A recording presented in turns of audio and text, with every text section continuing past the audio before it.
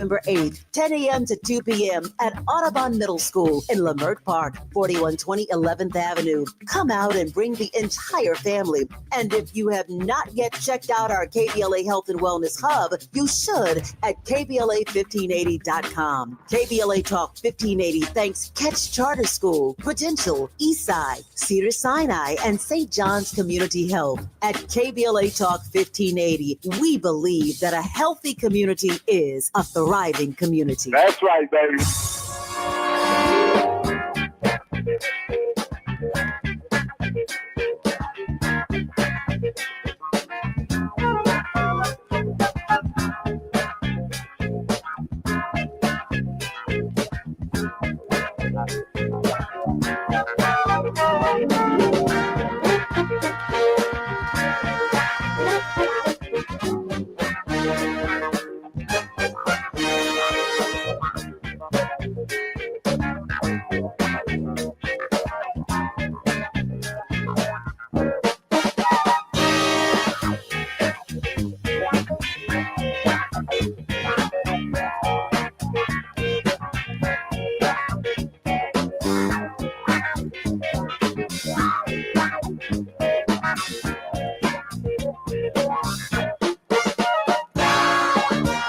Jesse Jackson Jr. on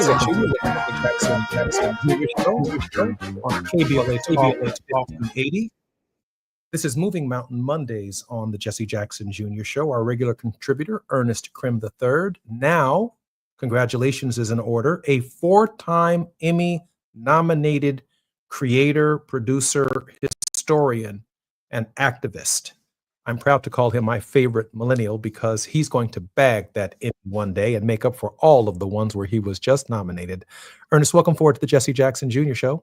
Hey, what's up, brother? Thanks for having me, and I appreciate that acknowledgement. I don't care how long it takes. I'm gonna keep going until I get it, man. And you're going to do that. Ernest has more than 4 million followers on social media. It keeps growing, and his voice is becoming a voice that we all can trust on social media. I'm so grateful, Ernest, that you're a member and participant in our show. We have a very special guest today. This being the 41st anniversary of Reverend Jesse Jackson's speech in 1983, inaugurating his initial campaign for president in 1984. And in a wonderful book written by Abby Phillip, who was interviewed just last week by none other than our station director, owner, and president, Tavis Smiley, A Dream Deferred by Jesse Jackson, The Fight for Black Political Power. Abby Phillip was on KBLA last week, and we're so grateful for Tavis entertaining Abby's extraordinary book. During the course of some of these interviews, including a national interview that I saw recently, I received this text message. I'm sitting here watching it, and Joey Jackson, American criminal defense attorney, commentator, and former prosecutor, worked as a prosecutor in the Manhattan District Attorney's Office before becoming a defense lawyer, and is a legal analyst who has contributed to CNN and other local and national media outlets. But more than a contributor, for such a time as this, Joey Jackson's articulation of the law and the issues surrounding the law, sometimes with an opinion, but more often than not, he leaves enough space for us to interpret the law ourselves. And that is a trusted voice, a journalist who allows us to think with him through the law as he helps us navigate it. Joey sends me a text message with a picture of my father speaking and me sitting behind my father, and I couldn't help but respond by saying, "Man, can you be on my show next week?" And I got an immediate response from Joey Jackson that said he would love to be. Joey, welcome forward to the Jesse Jackson Jr. Show. It is a pleasure and a privilege to be here. You could tell I'm in New York City because even though I'm on the 23rd floor, you'll see there's ambulances and sounds, but we're gonna pretend that doesn't exist. You're a trailblazer, and I'm just so happy to be with you as I am to be with Ernest. But I have to ask for advice from Ernest. How do I become a 4-time anything? I mean, that's fantastic. Goodness gracious. You guys are killing it over here. You must not be posting on social media enough, man. That's what it is. I'm so grateful. That's amazing. Good. I am so grateful that both of you have taken time out of your very busy schedules, and I'm so grateful, Joey, that you're giving Ernest and I this time. Joey, in 1983, Jesse Jackson the boldness, the assertiveness that Abby Phillip talks about in her book. Starting with his very humble beginnings, he enters the political process and changes the dynamic of Democratic Party politics in the United States. At this hour, your thoughts on the legacy of Jesse Jackson. I have a number of thoughts, and I'll be pretty chronological about them. The first thing is the family that he created for himself, and that's with you and everything that he's done with you and your siblings, and the way you've comported yourself throughout the years, and the way you've been. As your dad has talked a lot about resilience. He talked a lot about finding hope and finding that spirit and finding that energy. And, listen, you are a trailblazer. It's not lost on me that when you look to someone like your dad, who's a role model to so many and who's had such a beautiful career and successful career and an amazing family. And so I just want to not only give your dad a tremendous shout out, because it isn't lost on me, the family he has, the impact that you've made throughout the years. But it's also not lost on me the fact that we stand on so many people's shoulders. People say that, but that's the reality. Ernest will go on years from now when he's not only nominated, but accepting. And so many people who look up to him now will continue to look up to him, and they'll talk about the path that he blazed.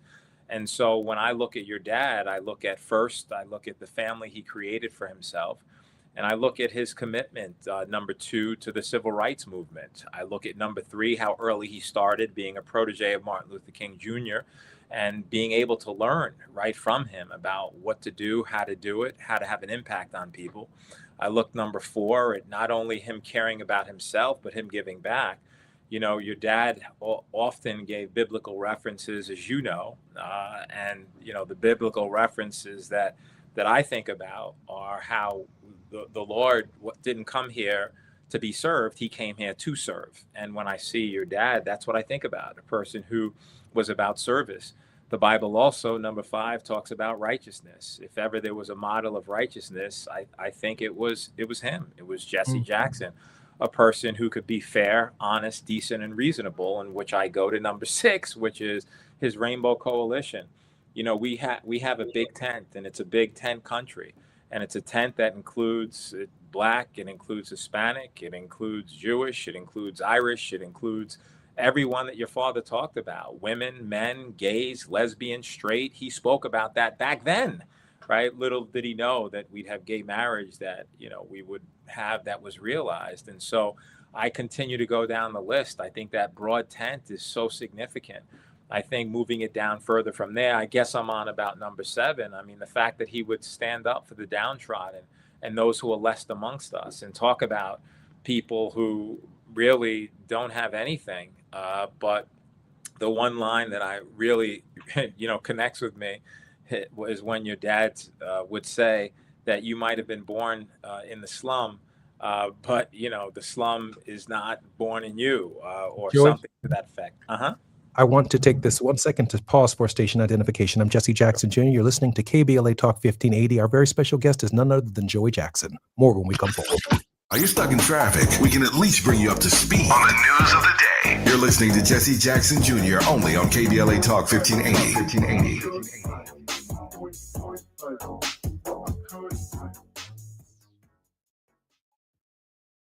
On Thursday evening, November 6th, you're invited to the next KBLA Talk 1580 Altadena Town Hall meeting. This time we're convening at Victory Bible Church, 1497 North Hill Avenue in Pasadena. The town hall will once again be broadcast live on KBLA Talk 1580 from 4 to 6 p.m. on Thursday, November 6th. But you're invited to join us in person for this urgent and necessary community conversation. The theme for this Altadena Eaton Canyon Fire Town Hall is Understanding the Wildfire Recovery Compensation Fund. The primary focus of this gathering is to inform residents about Southern California Edison's newly launched Wildfire Recovery Compensation Program and provide clarity on eligibility and the claims process. There are plenty of questions to be asked, and only KBLA Talk 1580 has the right moderators to ask the tough questions, the right stakeholders and community activists to share their insights, and we have confirmed the participation of corporate executives from Southern California Edison to answer our queries. So be sure to join us at Victory Bible Church in Pasadena,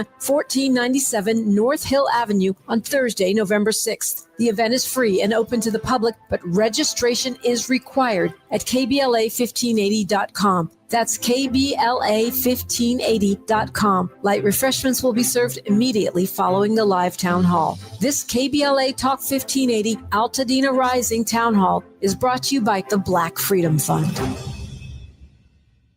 California, this is your moment. The special election is November 4th, and your vote helps decide your future, your community, and your state. Drop your ballot at a secure drop box. Visit an early vote center or mail it. Your participation powers democracy. Every ballot makes a difference. Tell a friend to do the same. Sign up at where'smyballot.sos.ca.gov to track your ballot. Make your voice count. Don't delay. Vote today. A message from the California Secretary of State. Now back to more of Jesse Jackson Jr. on KBLA Talk 1580.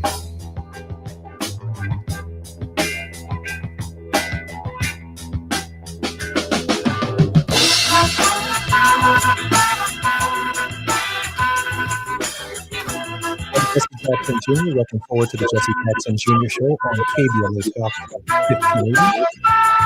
Ernest and I are particularly grateful that attorney Joey Jackson is joining us on the Jesse Jackson Jr. Show on Moving Mountain Mondays. Ernest, welcome forward to the show. And our counselor, Joey Jackson, was just laying the foundation as if he were standing before a judge on the argument that he is going to present. But just before he does, for those of you who've missed what Jesse Jackson did to the nation and to the world in 1983, I want to run this clip.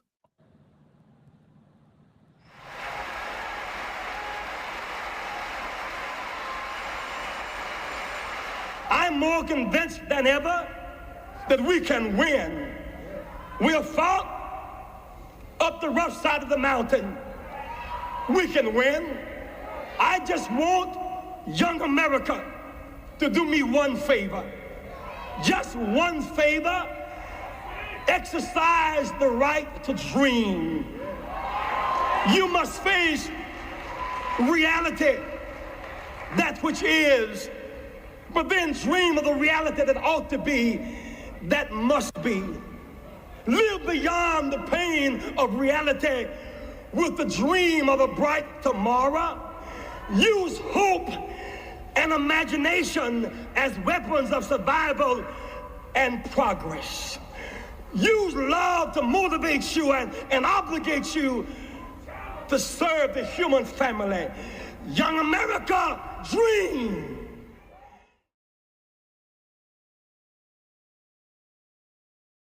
I'm Jesse Jackson Jr. Welcome forward to the Jesse Jackson Jr. Show. Our very special guest in this hour is none other than attorney Joey Jackson.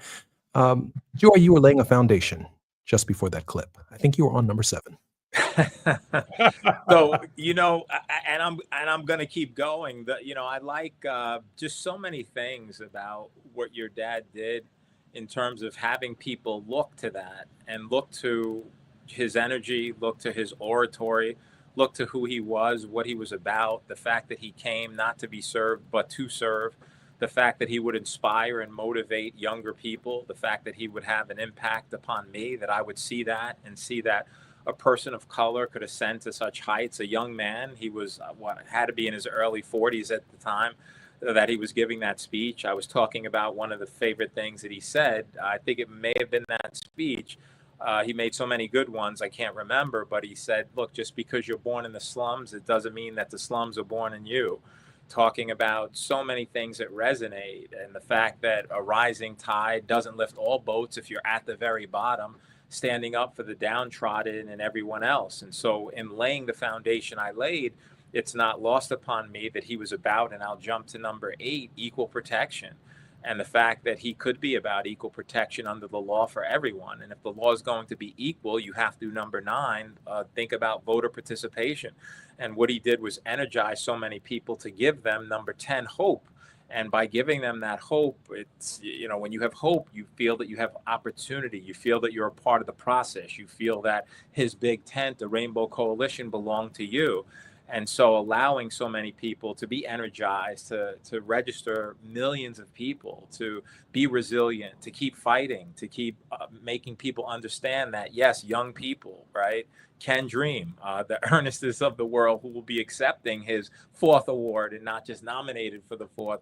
It started with a dream, and that's where he put his talents together. Your career in terms of Congress and everything else that you're yet to do. And I feel strongly that you're going to do some more great things in your life, because God's not done with you yet. He's not done with any of us yet. But there's just so much that I can talk about. And, you know, at the end of the day, I think that you want really someone to say, well done, my good and faithful servant. And I just wonder, though, Jesse, I really wonder what he would be thinking. And why, you know, when I think about what he had to say about so many things, whether it's the economy, whether about opportunity, whether it's about his Big Ten, I just wonder, you know, what his thoughts, you know, are just regarding what's happening now, the elimination of DEI like it's a dirty word.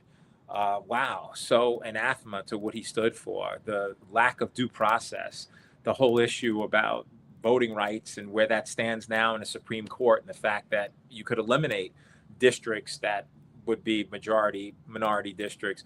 So, and so many of the things he had to say were so relevant to what's happening right now.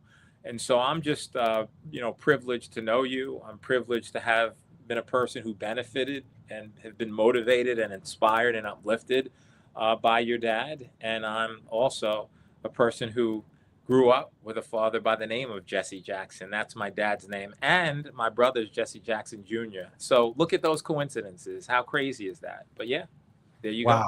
Wow. Ernest, I got to give you a chance to interact with the great Joey Jackson. I don't even know if there's anything else to say. I mean, Brother Joey laid it down. He came with a 10-point plan. I mean, and then the names, like, I mean, come on. So, you know, I'll just add where I was introduced to this great legacy. When we talk about standing on the shoulders of giants, this is what we mean. And we have these giants who are still around us. And I often talk to my grandmother, who's 90, about like what it feels like to live in this moment where she has seen the benefits of people, like what folks like Jesse Jackson fought for, and then to see it being undone. I can't imagine what that must feel like. And I think a lot of what we have to do moving forward rests in our ability to remember what they did back then, brothers like Jesse Jackson. I'm a millennial, so when I was born in the 80s, I'm coming into a world that benefits from his advocacy in that moment and prior to that. And I want people to really understand what that means, because when you have a child in this world, you have to think about the political environment in which they're entering. And if he's not successful and he's not able to do what he does and speak truth to power in the ways that he did over the course of his political career, then I'm not able to do what I can do in this moment. I can't tell the stories I'm telling on, you know, CBS in Chicago without that. I can't create the way I do without that. My introduction comes from being told that I am somebody. And those words echo throughout my house oftentimes. My parents played that. I saw that. And I got to say that it made me a tad bit frustrated and furious when I was watching the Super Bowl this past year, and the NFL had a commercial, and they were playing, they were not playing, they were reciting Jesse Jackson's words, but there was no credit given to him.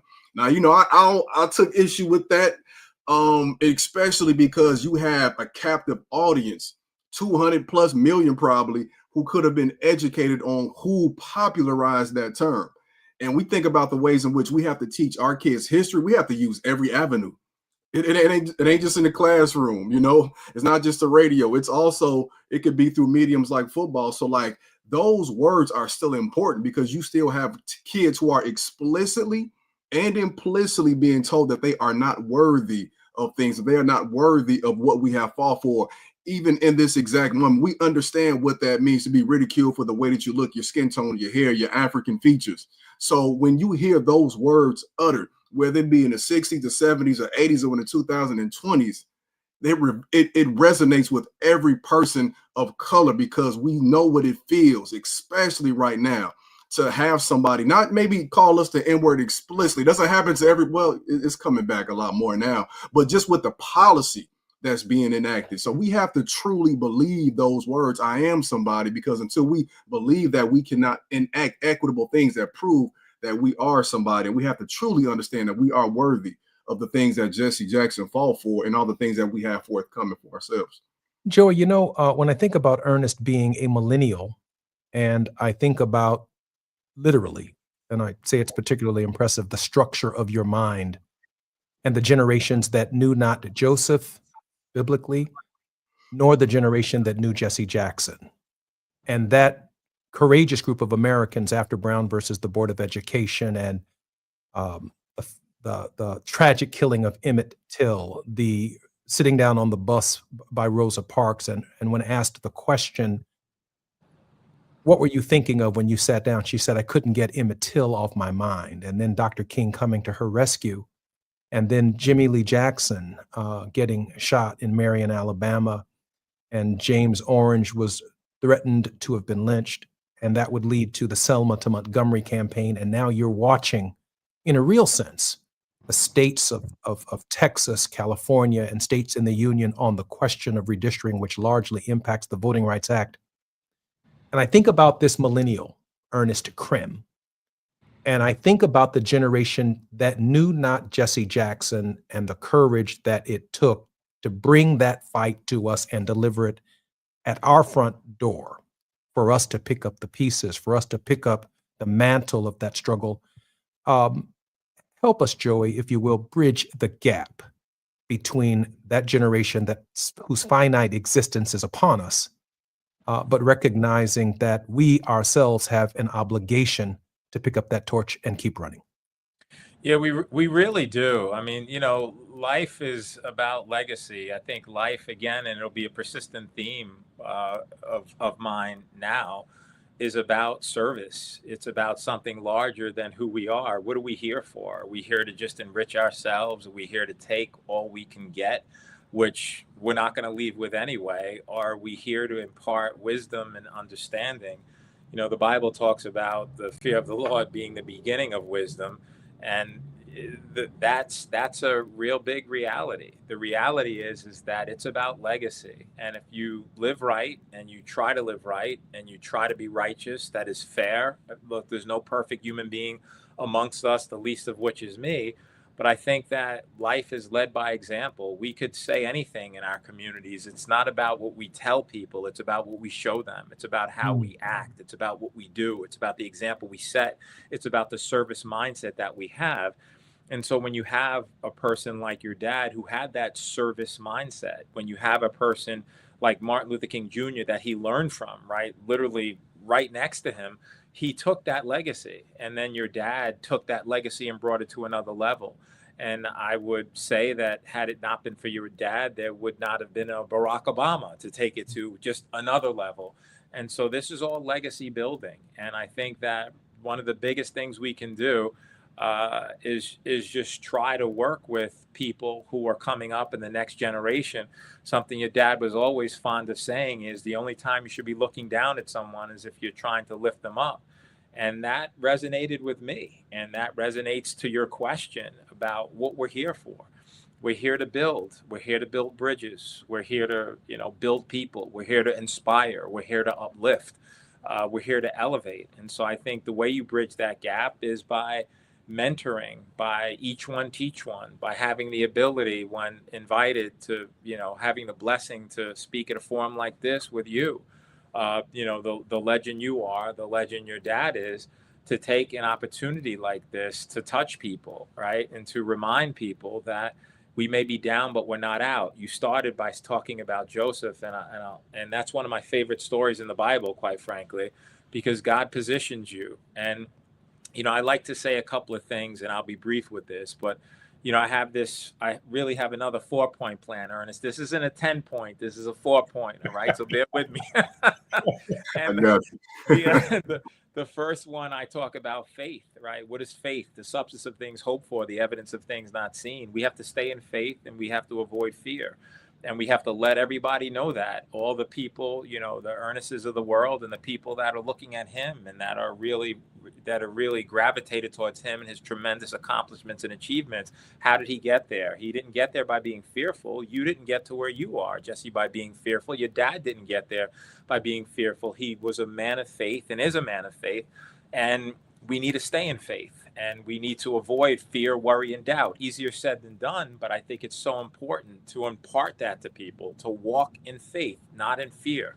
What else? Gratitude. There's so many things we can complain about every day, but why complain? Look at all we have. There are people now who can't eat, right? Because their benefits are being cut. That's something that I'm sure just rips your dad apart, because he stood for the downtrodden and he wanted to elevate people. And now, because of various things that are happening, you don't have your SNAP benefits. And he talked a lot about that, the feeding of children, and to make sure they were educated. And so again, in the 4-point plan, you got faith, you have gratitude, live in gratitude. You can complain about your shoes. This other guy doesn't have shoes, he's got socks, and then the next person has no feet. We need to stop that. Number 3 is about humility. We have to understand that the benefits that we have and the life we live and the talents that we have, really, they don't come from us. They come from a higher power, the person who came here to serve, not to be served, and they're of the Lord. And that we have to understand that, right? That the humble will be exalted, and those who exalt themselves will be humbled, for sure. And then the 4th thing I would say is awareness. We have to be aware, because there's some wickedness around us, so we have to be very discerning. But Joseph and him thrown into a pit, and him ultimately becoming the prime minister of Egypt. Wow, what a powerful story of resilience, of faith, and of walking, notwithstanding the fact that you're in a tough, difficult situation, to just rise above. And so I would say to the Ernestes of the world and to the generations to come, continue to rise above, continue to live in faith, continue to have gratitude, continue to be humble, and to continue to be aware of your surroundings so you can make great choices. And I think that would go a long way of bridging the gap and of keeping your dad's legacy alive. I'm looking very closely at Joey Jackson's resume. I'm Jesse Jackson Jr. on KBLA Talk 1580. I'm looking for a seminary degree. More when we come forward on KBLA Talk 1580. The biggest names, the best conversations. You're riding with Jesse Jackson Jr. on KBLA Talk 1580.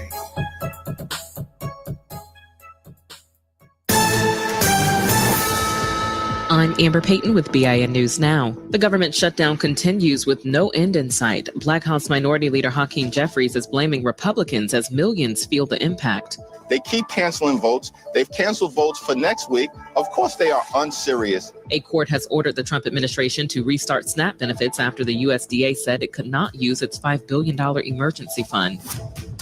Former President Barack Obama is not endorsing Zohran Mamdani for New York City mayor, despite a 30-minute call praising his grassroots campaign. Mamdani's advisor says Obama avoids local races, though he's backed several mayoral candidates since leaving office. And former Minneapolis, Minnesota officer Tu Tao, convicted in George Floyd's death, is being released after serving 5.5 years in prison. He kept bystanders back as Floyd was being restrained. Derek Chauvin now remains the only officer still in prison. Get BIN News Now on demand 24/7 on the iHeartRadio app. Compassion sponsorship means food, healthcare, education, and most of all, being known, loved, and protected. There are thousands of kids waiting over a year. End their wait. Sponsor a child with compassion today. Text the word radio to 83393. This is the KBLA Sports Minute with Ray Richardson. The Lakers are 5-2 after beating the Miami Heat Sunday night 130-120. 29 points for Luka Doncic, 26 for Austin Reeves. The Lakers may have found their instant offense off the bench.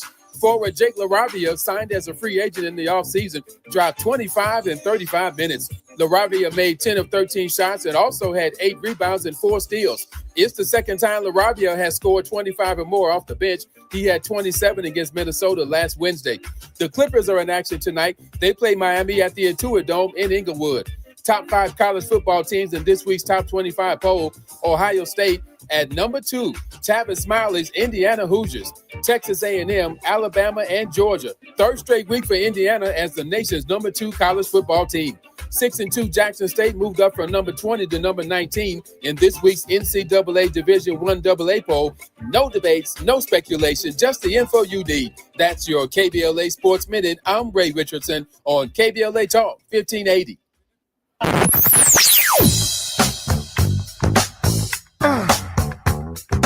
This is KBLA Talk 1580.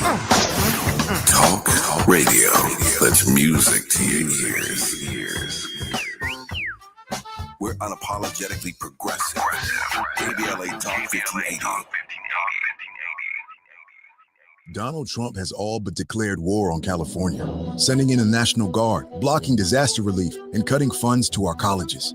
And now, he and Texas Republicans are trying to rig the next election by stealing congressional seats from black voters in states like Texas. They want to rig these elections, and they want the power that gerrymandering provides. Seriously, look it up. But Prop 50 is how we fight back. It gives Californians the power to fight fire with fire and beat Trump at his own game. Prop 50 creates temporary emergency congressional maps that level the playing field and protect the power of black votes. Not just in California, but across the country. Your vote matters, and the whole country is counting on California to lead. So use your vote to protect our power, our history, and our future. Vote yes on Prop 50 by November 4th. Ad paid for by Yes on 50, the Election Rigging Response Act, Governor Newsom's Ballot Measure Committee, Ad Committee's top funders, HMP for Prop 50, and Fund for Policy Reform. Megan Good, Michael Hyatt, Golden Brooks, Ty Burrell, Christine Devine. They're all coming together on Saturday, November 1st at Paramount Picture Studios for the Kids Film Awards, a red carpet celebration of young filmmakers from right here in Los Angeles. Presented by Kids in the Spotlight. The Kids Film Awards showcase original short films written, cast, and performed by local youth. Powerful stories across every genre, from drama and comedy to action and suspense. It's a night that blends Hollywood energy with real community spirit, highlighting the future voices of film. These are the next generation of storytellers stepping onto one of Hollywood's biggest stages. Come out and experience a night filled with film, music, and inspiration, where creativity, community, and purpose meet. Tickets are available now at kitsinc.org. That's KITSINC.org. The 2025 Kids Film Awards, Saturday, November 1st at Paramount Picture Studios. This is a community call to action from KBLA Talk 1580.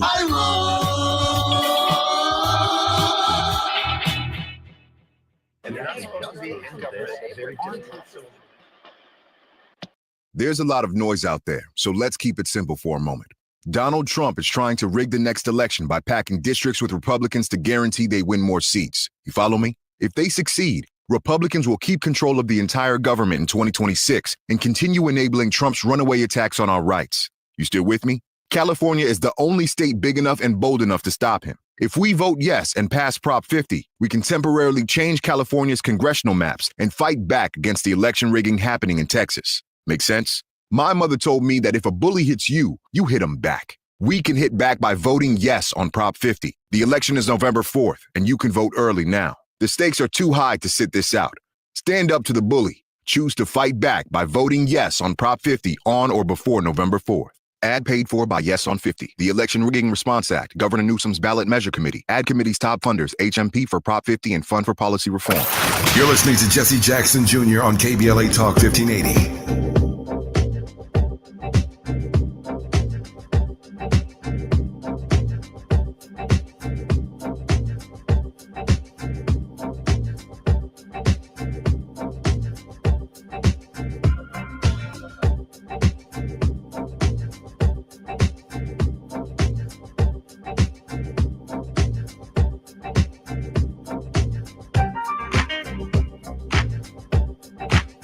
I'm Jesse Jackson Jr. You're listening to the Jesse Jackson Jr. Show on KBLA Talk 1580. On this coming Wednesday on the Jesse Jackson Jr. Show, Abby Phillip will be our very special guest Wednesday at 3 EST here on the Jesse Jackson Jr. Show.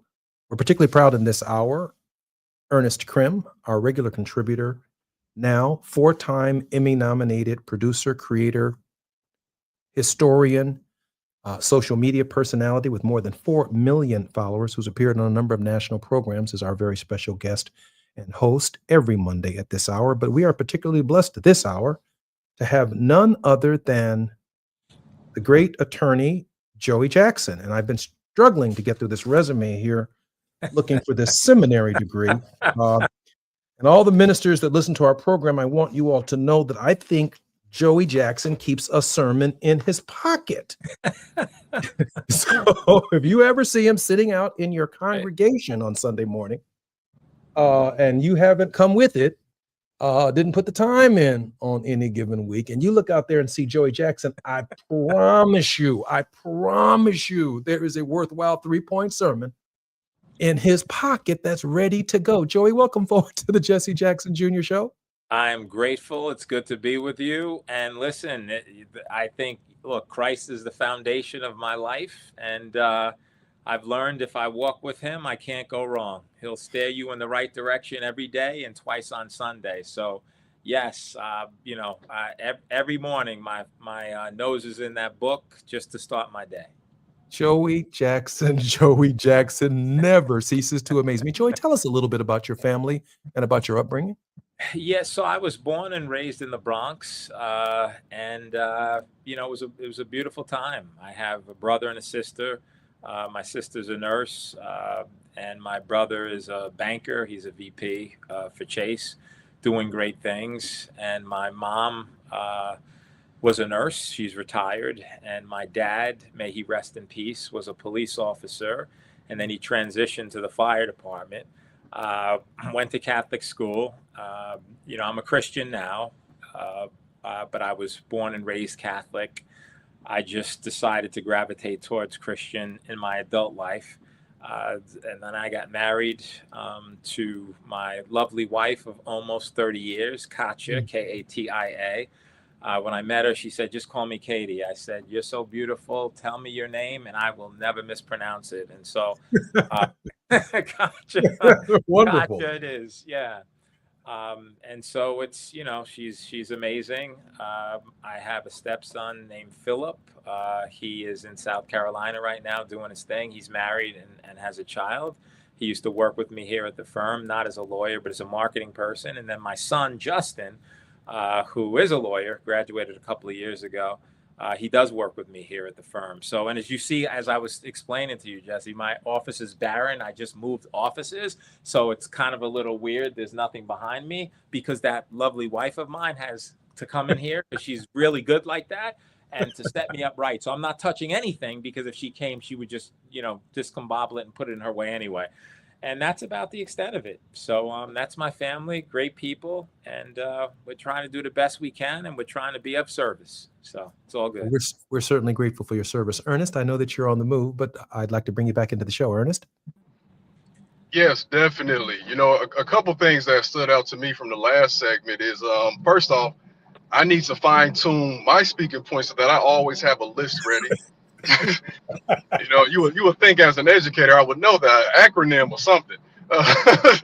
And I think something else that Joey said that really hit me was that Jesse Jackson paved the way for Obama. And I know that's something that we know as students of history, but what came to mind was the image of Jesse Jackson on the day that we found out Obama won, and I saw those tears of joy that so many of us probably had on that day. And that was 25 years later.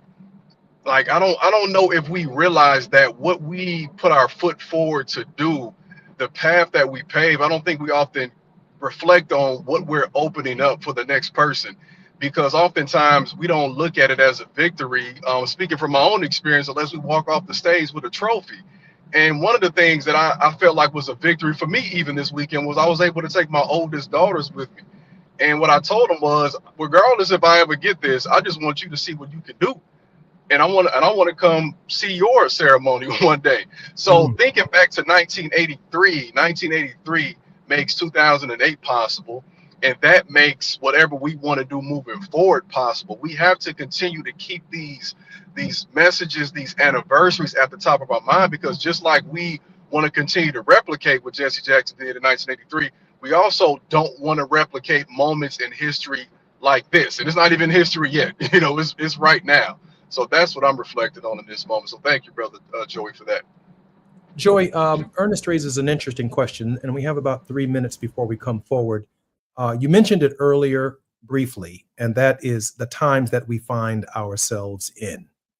Your thoughts about the context of the times against the backdrop of all that we know to be true. Yeah, without question. So I'll say this to you, Ernest. You may not have, a script of 10 things or 4 things of 2 things, but your inspiration, and everything what you said, I've learned from right here on this show. And I know you're teaching so many. So always know that you're making a difference. Continue to make it. And it was a pleasure to share this forum with you. And of course, brother Jesse Jackson Jr. We are in some tough and trying times. And it just seems as though the speech that your dad gave in 83 and 84 could be used today.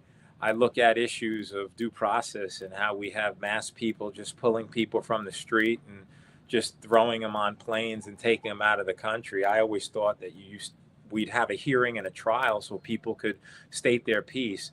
You look at the president doing so many other things, unilaterally raising tariffs. I thought that was the job of Congress. You look at telling educational institutions who they should bring into the school and who they should hire and fire, what curriculum they should have, books being removed. It's just a tough time. But I will tell you that as I noted, I'm going to stay in faith and know that there's a better tomorrow, because there are people like your dad who laid a foundation and said very clearly that we need to have hope, that we need to keep hope alive, and that I am somebody. And I think as long as people continue to know that and believe that, we would also know, as your dad said, oftentimes, right, that the sun will rise in the morning, right? The joy will come in the morning. And so I do think that there will be joy ahead, because this injustice can't last forever, and it is injustice. I could go through another 20-point plans about things that are happening today that are just counter to our whole democratic process, but we shall overcome. We shall overcome. And he still has another segment where we're actually counting on his word of hope, but we're going to get at least two of them from Joey Jackson. I want to thank Ernest Krim, who's been joining us in this hour. I know that Ernest is on his way to an appointment. And Ernest, I'm very grateful for you and pulling for you, and very proud of your fourth nomination for an Emmy. Ernest, thank you for being with us today. Thank you so much for having me. It was a pleasure sharing the air with you all. And thanks again, Brother Joey. My pleasure. Thank you, Ernest. Keep doing it, man. You're inspiring so many. You're making a difference, and I'm beyond proud of you. Beyond proud. Ernest, looking forward to our getting together again next Monday. I'm Jesse Jackson Jr. You're listening to the Jesse Jackson Jr. Show. Our very special guest in this hour is attorney Joey Jackson. He is one of the most gifted attorneys on the scene, one of the most credible voices in journalism, and his future is unlimited. I'm honored that Joey Jackson is our very special guest. I'm Jesse Jackson Jr. listening to the Jesse Jackson Jr. Show. When we come forward, one more segment with Joey Jackson, and we're on Moving Mountain Mondays. Up next, Teresa Hort Owens, when we come forward. While you're stuck in traffic, we can at least bring you up to speed on the news of the day. You're listening to Jesse Jackson Jr. only on KBLA Talk 1580.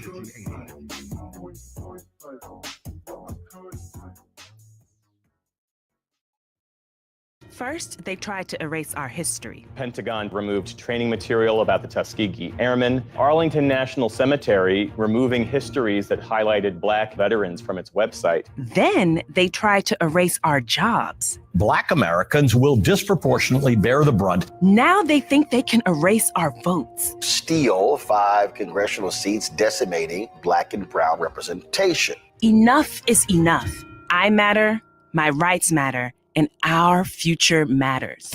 That's why I'm voting yes on Prop 50. Prop 50 lets us temporarily redraw California congressional maps to counter the election rigging Trump is trying to pull off in Texas and other states. Californians across the state are stepping up and using the power of their vote to stop the madness. So vote yes on Prop 50 by November 4th, because we can't let them erase our history or our future. This ad is paid for by the NAACP and not authorized by any candidate or candidates committee.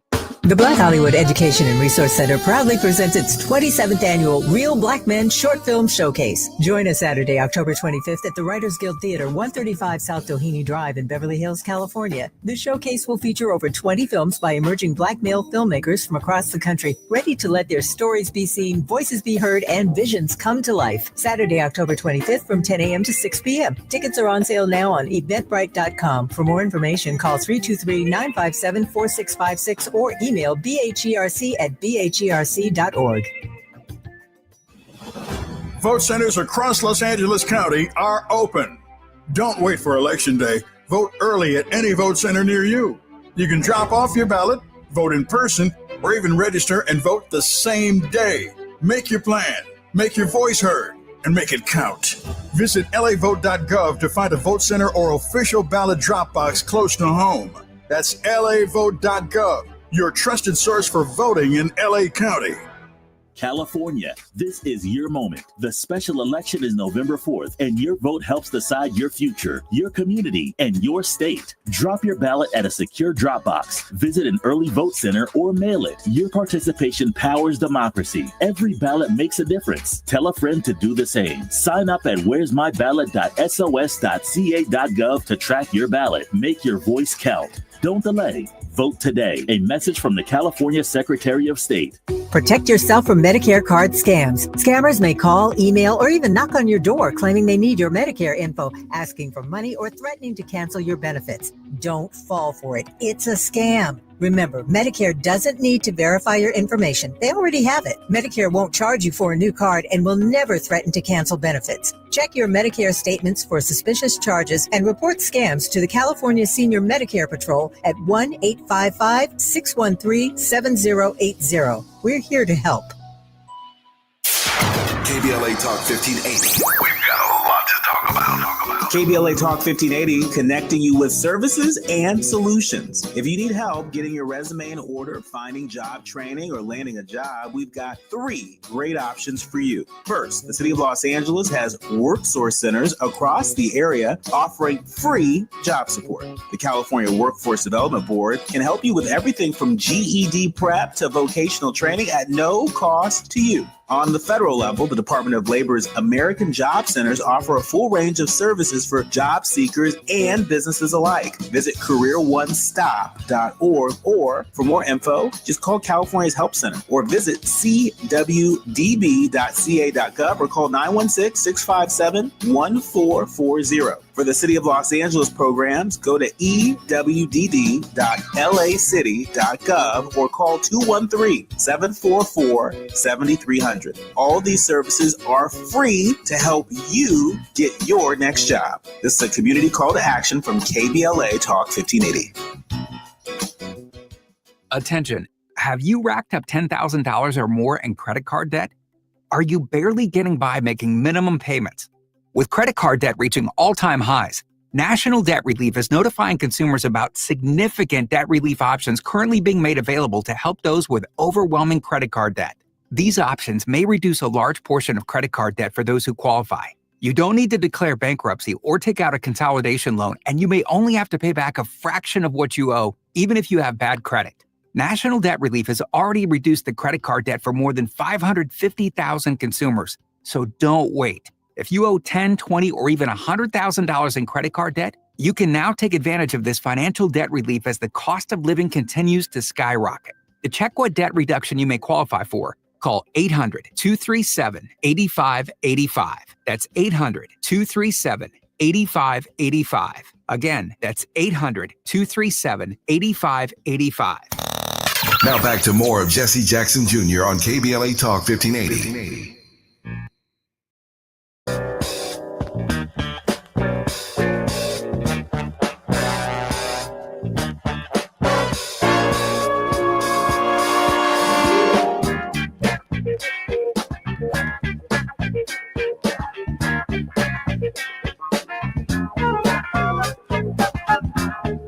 I'm Jesse Jackson Jr. You're listening to the Jesse Jackson Jr. Show. In the next hour on Moving Mountain Mondays, The Faith Not to Fall with Reverend Terry Hord Owens. She is the General Minister of the Disciples of Christ Church. She is our regular host and always begins our week and gets us off on solid spiritual footing. Looking forward to her show in the next hour. In this hour, however, Joey Jackson, a deep inside look at the man. And I want to say this, I don't want to get Joey in any trouble, but it ought to be clear to everyone within the range of our voices that Joey Jackson's future is unlimited. Congress, the Senate, the federal bench, the Supreme Court, Vice President of the United States, President of the United States, Secretary of State, Attorney General, I almost can't come up with the entire list that is Joey Jackson. But let me tell you, in my traditional, in the footsteps of my father, he's the kind of guy that we protect. He's the kind of guy that we fight to get the opportunity.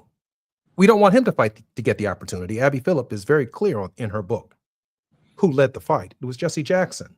And that laid the foundation for someone who could run for office without fighting the fights within the party that Jesse Jackson actually fought to make possible for a Barack Obama.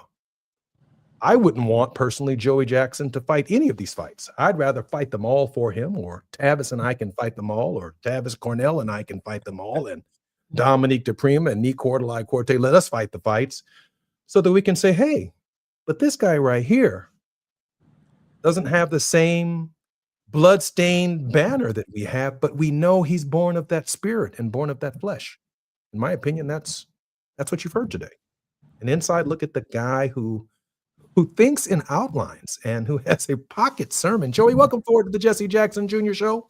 It is a pleasure to be here, Jesse, and a pleasure just to be around someone like you. So, I don't know about any of those things in terms of public service that way, but I just know that I am here to serve, and I'm serving as a lawyer. And as a lawyer, you get to defend those who are defenseless, and you get to stand up and be a mouthpiece for those who can't really be a mouthpiece for themselves. And so, that's where God has placed me at the moment. That's what I intend to do with all my vigor and passion.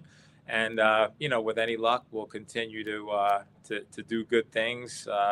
Let God and the people bring you forward. That's all you have to do. Just let God and the people will bring you forward. Joy, let me ask you one question before we get to your word of hope. The breakdown in the balance of powers in our government between the Congress, the courts, and the executive branch. Certainly, there must be some level of disappointment that you are experiencing right now with the federal judiciary. Now, I don't want you to answer a question like that gets you in trouble before the Senate when you get confirmed one day. But the breakdown itself, just generally on the breakdown, there's just no balance there. I'm just very concerned. I think that I've always learned that you have checks and balances, and I just don't see them. I see a bunch of enablers, and I'll just, when I'm asked the question, I have to be candid about it. We have a Congress that's supposed to serve as a check and balance. They're not. They're rolling over and doing whatever their leader tells them to do. That's a problem. They're sent there by constituents to have a voice, to have a say, and to stand up when you need to stand up. When health benefits are at issue, when your constituents are going to see double and triple rates, you need to have something to say. Even when it comes to speaking to the powerful, you have to speak truth to power. That's what your dad always did. I don't see that. You have a judiciary that is really, I'm not sure what the Supreme Court is doing other than enabling. And again, that's my opinion. I'm allowed to have an opinion. People may disagree with me, but to give the president immunity to do whatever he wants, as they did in that decision regarding whether his conduct could be criminalized, I just think it's abhorrent. And so what I'm seeing right now, I don't like. Hope will come. Hope going to come. Change is going to come, nephew. It's going to come.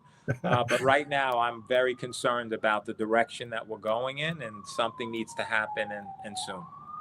Joey, we have about 3 minutes before the end of our program. Can you offer us a word of hope? I would love to. I really think that we just need to remain hopeful, as your dad always said we had to, in terms of keeping hope alive. I talked to you before about faith, and I mean that very strongly. What do you say to children that see masked men coming and grabbing their parents from the street? What do you say to people who are immigrants who came to this country to be honest and are going to court appearances and not allowed to see the judge? They're being whisked away. What do you say to the attack on diversity, equity, and inclusion? It's crazy what's happening. It's almost as if we're in the twilight zone. It really is.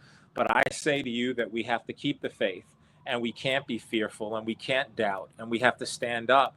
What your dad would say, what Martin Luther King Jr. would say, your dad's teacher, and that is that we're not really judged upon what our actions are when we're in comfort. We're judged when we are challenged and get out of our comfort zone, right? They said it more eloquently than I just did. But the fact is that's the true measure and character of a person. And so I want to say to everyone listening, who are we? Who are you? And again, there's no perfect person amongst us, the least of which is me. But I think it's a time to stand up. It's a time to stay in faith. It's a time to avoid the absence of fear. And it's a time to recognize that everybody counts. And we have to really live that way. So many people being demeaned and marginalized and called names and don't feel like they matter. And I'm here to tell everybody that you matter. We all matter. And we have to fight to ensure that there's the recognition that we all matter. And I think that once we can inspire each other, that we can live as your dad would in unity, that we could understand that there's a big, broad rainbow out there of people who don't look like us, who don't think like us, but they are humans like us, and they're here to serve like us. I think we could come to a better place. And so, yes, we're in difficult times, but I'm hopeful. I will close this out by saying I told you one of the favorite stories I have was Joseph in the Bible, right? And how he was thrown into a pit and served jail for 13 years, came out to be prime minister. Oh, and isn't there Nelson Mandela, 27 years in jail, and he came out to be the head of South Africa. What does that mean? That means, in conclusion, that anything is possible. And so if you walk right, you do right, and you continue to stay in faith, change will come, will be better days ahead, and we will get to the promised land. And so I will conclude by saying, as I said before, we shall overcome. We shall overcome. Joey Jackson, the man. Joey, thank you for being on the Jesse Jackson Jr. Show. It is my pleasure and privilege. And I just want to tell you quickly, I'm just so proud of you. You're resilient. You're a tiger. You're doing your thing. You're spreading knowledge to so many. And just followed your career for a long time. And I'm inspired. And we're never, ever, ever measured by the setback. We're measured by the comeback. And you epitomize that. So keep going. Thank you, Joey. I appreciate that very much. I hope you'll be a repeat offender on our program. I'm Jesse Jackson Jr. You're listening to the Jesse Jackson Jr. Show on KBLA Talk 1580. More on Moving Mountain Mondays with Terry Hord Owens when we come forward. KBLA 1580 Santa Monica. I'm Amber Payton with BIN News Now. The government shutdown continues with no end in sight. Black House Minority Leader Hakeem Jeffries is blaming Republicans as millions feel the impact. They keep canceling votes. They've canceled votes for next week. Of course, they are unserious. A court has ordered the Trump administration to restart SNAP benefits after the USDA said it could not use its $5 billion emergency fund. Former President Barack Obama is not endorsing Zohran Mamdani for New York City mayor despite a 30-minute call praising his grassroots campaign. Mamdani's advisor says Obama avoids local races, though he's backed several mayoral candidates since leaving office. And former Minneapolis, Minnesota officer Tu Tao, convicted in George Floyd's death, is being released after serving 5.5 years in prison. He kept bystanders back as Floyd was being restrained. Derek Chauvin now remains the only officer still in prison. Get BIN News Now on demand 24/7 on the iHeartRadio app. Compassion sponsorship means food, healthcare, education, and most of all, being known, loved, and protected. There are thousands of kids waiting over a year. End their wait. Sponsor a child with compassion today. Text the word radio to 83393. This is the KBLA Sports Minute with Ray Richardson. I'm a bad man. The Lakers are 5-2 after beating the Miami Heat Sunday night, 130-120. 29 points for Luka Doncic, 26 for Austin Reeves. The Lakers may have found their instant offense off the bench. Forward Jake LaRavia, signed as a free agent in the offseason, dropped 25 in 35 minutes. LaRavia made 10 of 13 shots and also had 8 rebounds and 4 steals. It's the second time LaRavia has scored 25 or more off the bench. He had 27 against Minnesota last Wednesday. The Clippers are in action tonight. They play Miami at the Intuit Dome in Inglewood. Top 5 college football teams in this week's top 25 poll: Ohio State at number 2, Tavis Smiley's Indiana Hoosiers, Texas A&M, Alabama, and Georgia. Third straight week for Indiana as the nation's number 2 college football team. 6-2 Jackson State moved up from number 20 to number 19 in this week's NCAA Division I AA poll. No debates, no speculation, just the info you need. That's your KBLA Sports Minute. I'm Ray Richardson on KBLA Talk 1580. If you missed the recent Left Coast Forum, then you really missed out. An insightful presentation from Professor Richard Wolff, a call to action from LA Mayor Karen Bass, an insider's view on Prop 50 and the government shutdown from Congresswoman Sidney Kamlager-Dove, and as usual, Dr. Cornel West brought down the House with a powerful closing keynote. And many of the plenary sessions were standing room only. Check out our social media posts for photos and video of what you missed at the Left Coast Forum and make plans to attend one of our upcoming events. Our next Altadena Town Hall is Thursday, November 6th, 4 to 6 p.m. at Victory Bible Church in Pasadena. We're going to interrogate SoCal Edison's settlement fund and see what's really going on with this fire recovery program. And our KBLA Talk 1580 Community Health and Wellness Fair is Saturday, November the 8th, 10 a.m. to 2 p.m. right here in Lemert Park at Catch at Audubon Middle School. All the details about these upcoming events can be found at our website, KBLA1580.com. So thanks again to all those who supported the Left Coast Forum, and a special thanks to our partners this year: the LA Progressive, the Empowerment Congress, Community Coalition, Southwest Voter Registration Education Project, Partnership for Growth, UTLA, LA Care Health Plan, Black Progressive Action Coalition, St. John's Community Health, the National Lawyers Guild, the Weingart Foundation, and the Liberty Hill Foundation.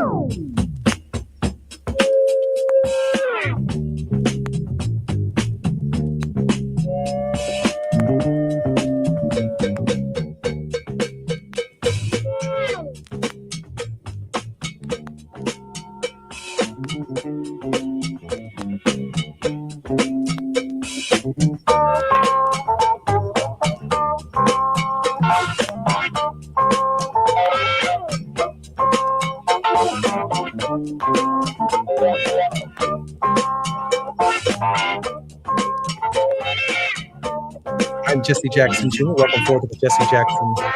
Show on KBLA Talk 1580. This is Moving Mountain Mondays, The Faith Not to Fall, with Reverend Terry Howard Owens, who is a native of Terre Haute, Indiana, and a descendant of one of Indiana's oldest African-American free settlements. She earned her bachelor's degree in government with a minor in Afro-American studies from Harvard University. Reverend Owens earned a Master of Divinity degree at the University of Chicago Divinity School, where she was a Disciples Divinity House Scholar and recipient of the John Gray Rind Award, given to the top MDiv graduate at the Divinity School. She was ordained at Light of the World Christian Church, wearing the robe of her paternal grandfather, the late Reverend Noel Horde. Dr. Owens, welcome forward to the Jesse Jackson Jr. Show, Reverend.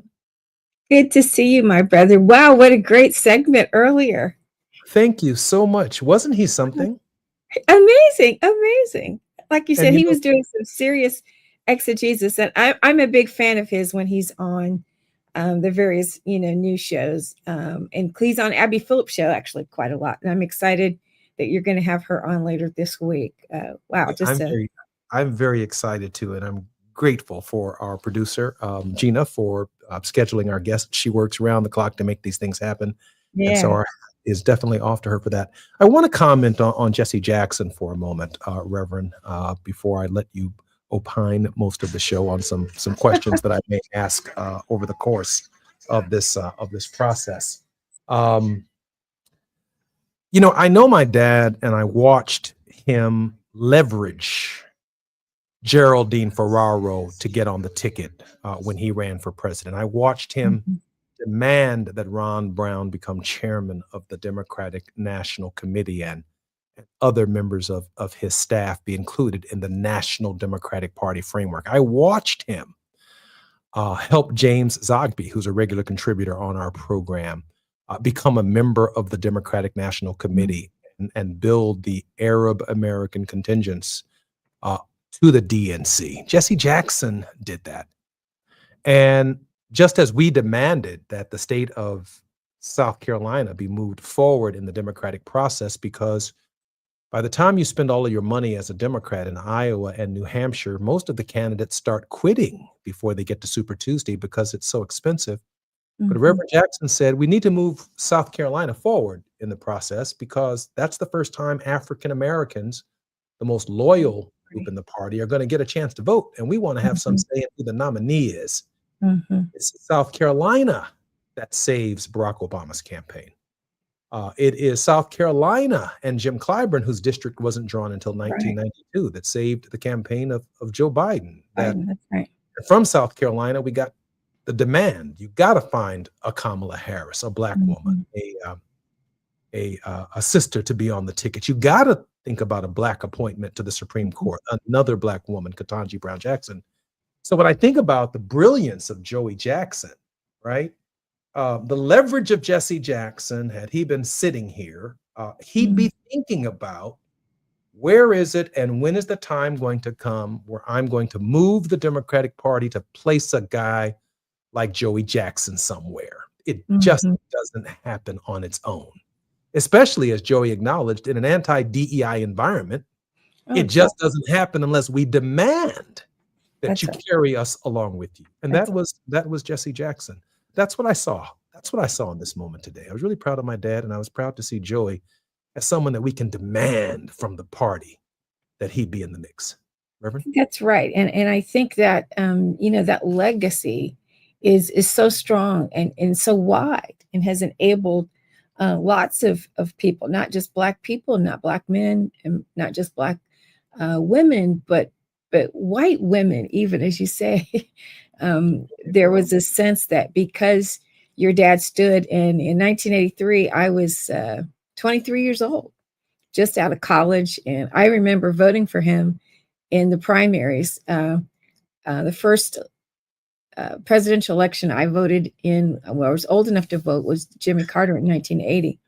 But I remember vividly voting for your dad. It was the first time I had voted absentee when I was in college. This is the first time I was in a booth, going into a physical booth and voting. And so he was my first presidential vote. And being from Chicago, and I was a Afro-American studies major. So, I remember being a little kid, not just dancing to the Jackson 5, but saying, say it loud, I'm Black and I'm proud. James Brown's number. Little kid, probably 5-6 years old when those songs came out.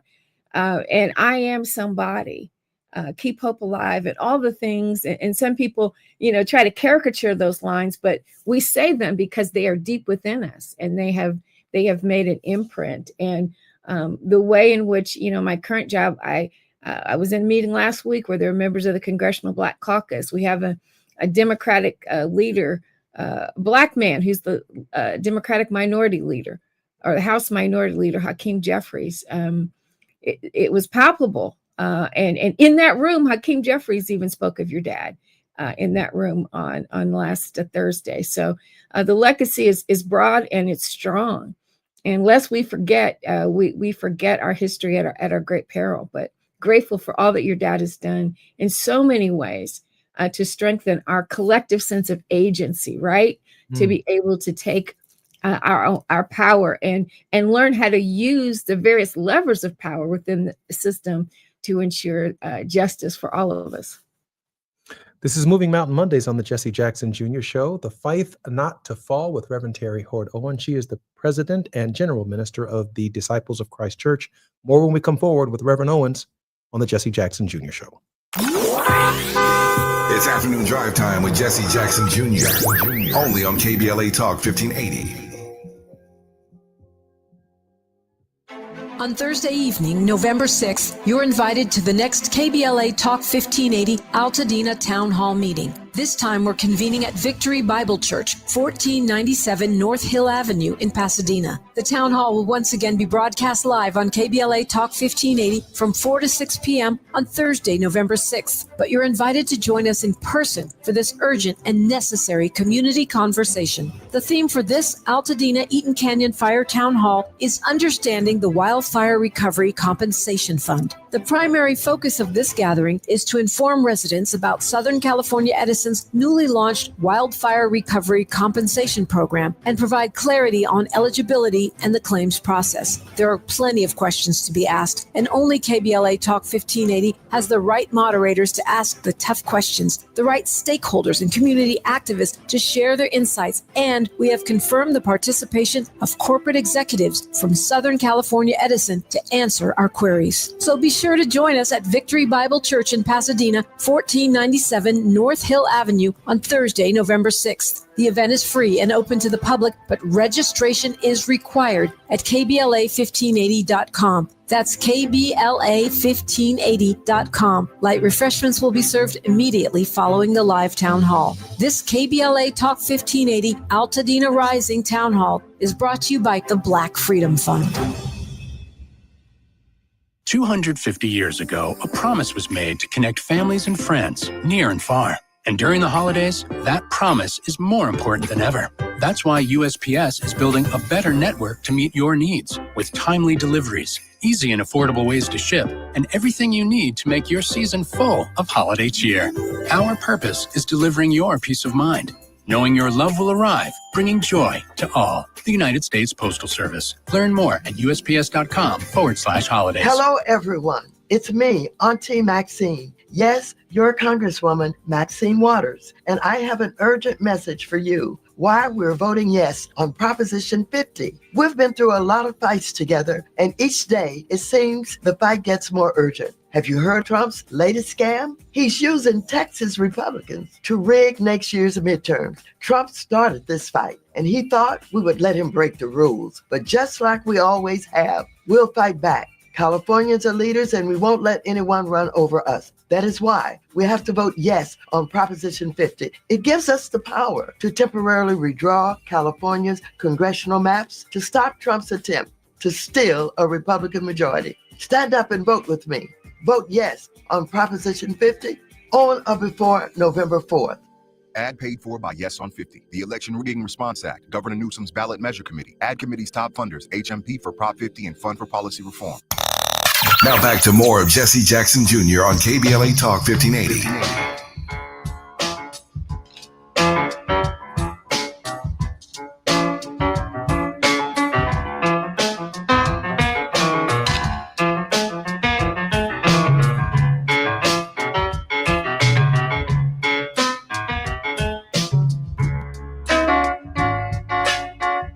Jesse Jackson Jr. Looking forward to the Jesse Jackson Jr. Show on KBLA Talk 1580.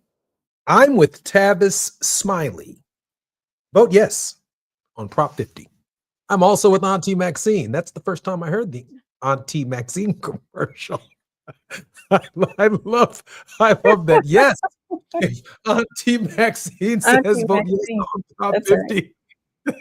Terry. Oh, wow. That's a wonderful commercial, and I'm glad that the political leadership of the community is rallying behind what is right, stopping the redistricting effort by the Abbott administration and the Trump administration in the state of Texas, which is having an impact on the Voting Rights Act all around the country. And so come on, California, show up and vote. Let's stop this avalanche that MAGA is trying to create to take over the House of Representatives for a generation. And there's more of this to come if, in fact, Hakeem Jeffries does not become the first African-American Speaker of the House. With that said, I want to play a clip for a moment that our production team, and Gina in particular, researched on this moment, 1983, with the Reverend Jesse Jackson. In 1983, the Reverend Jesse Jackson, civil rights leader and former protege of Dr. Martin Luther King Jr., announced his candidacy for President of the United States.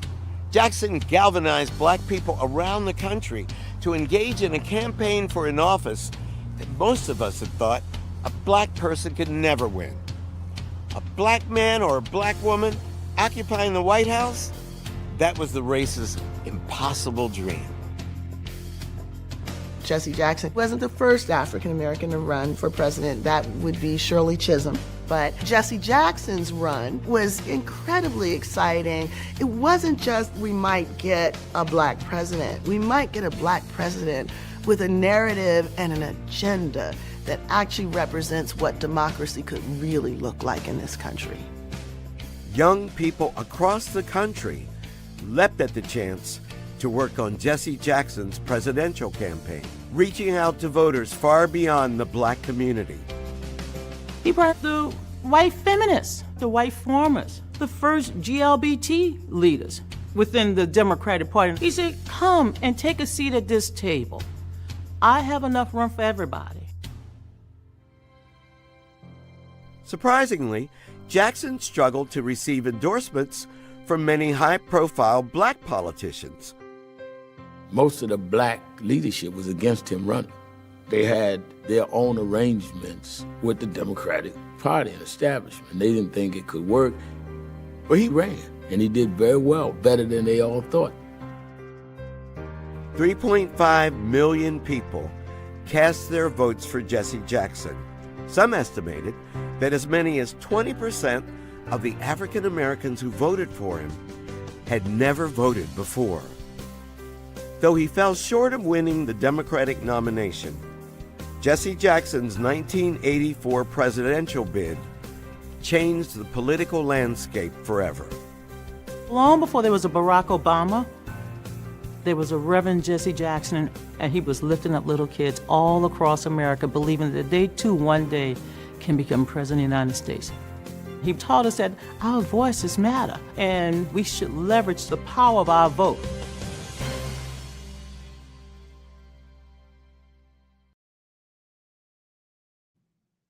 I'm Jesse Jackson Jr. Welcome forward to the Jesse Jackson Jr. Show, our very special contributor on Moving Mountain Mondays and the Faith Not to Fall is Reverend Terry Howard Owens. Terry, welcome forward once again to the show. Thanks as always for having me. It's good to be with you. You know, Terry, just before you opine and share with us some thoughts on the kind of leverage that Jesse Jackson had, I want to say that when I was reading Abby's book, so much out of the Obama camp that comes about Jackson's campaigns is that it was symbolic. Mm-hmm. Except I lived through it, both 84. These were not symbolic campaigns. I mean, these were real campaigns. Real campaigns. And if Jesse Jackson did not run a real campaign, then the first symbolic campaign would have been in 2008 when Barack Obama ran, if he would have run, because the infrastructure within the Democratic Party itself was not receiving of the idea of an African-American male or a woman or a member of the LGBTQ community. Don't forget, the Pete Buttigieg campaign owes its existence to Jesse Jackson. Yes. The Kamala Harris campaign owes its existence to Jesse Jackson. What saves Joe Biden's campaign is South Carolina. Jesse Jackson put that state there in this process. What delivers for Bill Clinton and Barack Obama is the structure that Jesse Jackson put in place. You can't imagine what that really, really represents. And that's not symbolic. That's real politic. Yeah. And it's not only real politic, it was intentional. Just the intentionality of a rainbow coalition, right? Those weren't just pretty words.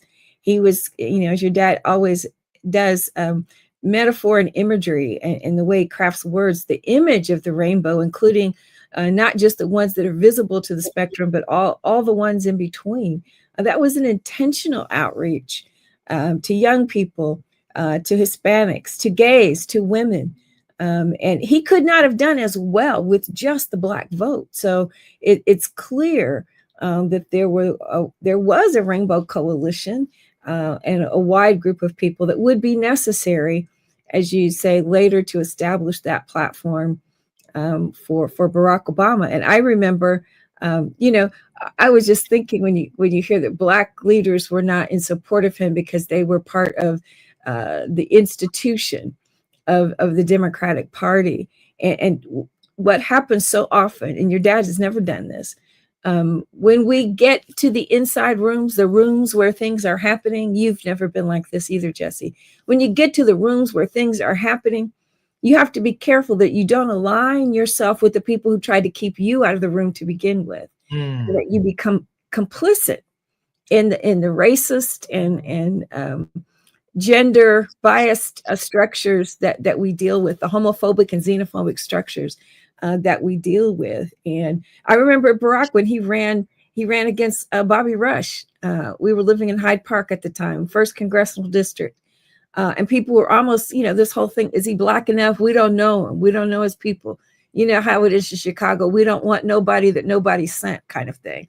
And Bobby Rush later changed his whole position on Barack. But there's always this sense of people who become part of the institution want to have a monopoly on who gains entry following them. And that's a violation of the faith that people have placed in you to be in those rooms in the first place. And your dad has never did that. It's never done that. Maybe what Henry Louis Gates said in that piece, that possibly upwards of 1 million people voted who had never voted before. Yes, because he began the voter registration crusade as early as 1982, 83, and he hoped that an Andy Young or Maynard Jackson or that Lou Stokes from Ohio, that one of them might take up the mantle, but then the movement, Run, Jesse, Run. If it's going to be done, Reverend, you're going to do it. And he assumed the responsibility at great risk to himself. And I was so proud to be cognizant, aware, and paying attention to every aspect of the campaign. Yeah, I was one of those young people, one of those, young adults fresh out of college, very hopeful, very pessimistic about things after the Reagan, after Reagan's first term, and and Jesse Jackson's defeat in 1980. There was some racial conflict in my dorm at Harvard over that election. Don't forget, Ronald Reagan begins his campaign in Philadelphia, Mississippi, from 1979, 1980. It's known for one thing, where Swerner, Goodman, and Cheney's bodies were found. Right. And the signal was so strong that David Duke endorsed him the next day, the Ku Klux Klan man. Yep. And I remember when Reagan came to push in 1979, 1980. My father sat out my father's outer office with Uncle Saint, my uncle who had an afro and a mustache just like Dad. He sat with him, Reverend Owens, for 15 minutes, and he talked to Uncle Saint like he was talking to Jesse Jackson. And my Uncle Saint just looked at the poor little old man and kept listening to him, and he kept saying, Reverend, and Reverend, and Reverend, and Reverend. And he said, after he got finished, he said, Governor, give me a moment. Let me go get Reverend Jackson for you. He didn't even know who he was talking to. He didn't know who he was talking to. Yeah, it's just the lack of disrespect is just mind-boggling sometimes. And Nancy Reagan was there. Yeah, the games that people play. Yeah. I mean, that time in U.S. history, and I remember one of the exciting things, even about Bill Clinton being elected for me in '92, was it was the first person I voted for who actually won. Right. Other than Jimmy Carter lost in 1980. That was the first election I got to vote in, and then 84, 88, and then finally in 92, I felt like my vote, and we all feel that way, right? When the person we want to win wins, then we're excited. But I was in Chicago on November 4th, 2008, the night that Barack Obama was elected. And as one of your constituents, I attended the constituent gathering that you held downtown. And I was in that room when you spoke and told the crowd that he had won, and we saw it come on those screens, and a bunch of us left to go out to Grant Park to kind of join. And I talk about the feeling that we had then is reminiscent to me of the feeling and the energy that we had as younger people for your dad back in 84. A sense that maybe we can, make something happen. Maybe there's something real. And I remember the news cameras picking up on this picture of your dad with his hand on his face, standing in the crowd, not too far from the stage in Grant Park. And they got a picture of him with tears running down his face. He wasn't jumping up and down. He just had tears running in. And that he had to, in his mind, be going back for all the things the dreams that he had lived through, all the ways in which he laid up timber, as they say, so that we would have a structure that would support that kind of victory. But I can't imagine the overwhelming sense of both pride, but also sometimes when you finally lay a burden down or you work for something and you see it come to fruition. I think your dad's the kind of person that realized that even though he had not been the one, he had enabled that whole evening to take place. But I have that image, and I wasn't close enough to him to see that out there in Grant Park. But I do remember that screenshot being captured and all over the news of him literally just weeping. I'm not saying anything, but just looking at the scene and weeping. And many of our ancestors don't get to live. Moses said, Dr. King, I may not get there with you. Many of our ancestors don't get to live to see their legacy bear fruit like that. So I hope he carries that within him, that he has borne fruit. He planted a lot of seeds, but he got to see the bearing of some fruit. I want to, when we come forward, and I know that we have about 1 minute and 45 seconds before we go to our hard break.